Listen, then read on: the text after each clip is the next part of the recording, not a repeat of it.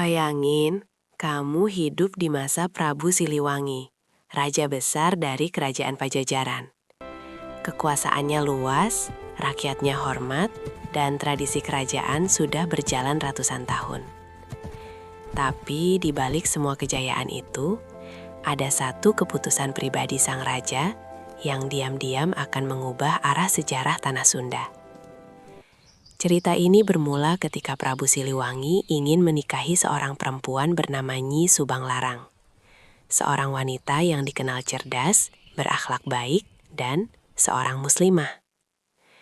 Masalahnya, saat itu Islam masih baru berkembang di Tanah Sunda. Menurut beberapa kisah yang berkembang di masyarakat, sebelum pernikahan itu terjadi, sang raja mulai belajar tentang Islam dari seorang ulama bernama Syekh Kuro. Bayangin posisinya. Seorang raja besar harus mempertimbangkan sesuatu yang bisa mengubah tradisi kerajaannya. Apakah dia tetap bertahan dengan keyakinan lama, atau membuka diri pada ajaran baru yang mulai menyebar di Nusantara? Dari pernikahan dengan Subang Larang, kemudian lahir tokoh-tokoh penting, dan dari garis keturunan itulah lahir seorang wali besar, Sunan Gunung Jati.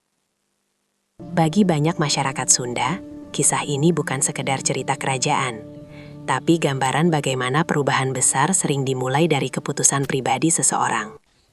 Dari keluarga kecil di istana, lahirlah generasi yang kemudian menyebarkan Islam ke berbagai wilayah Jawa Barat.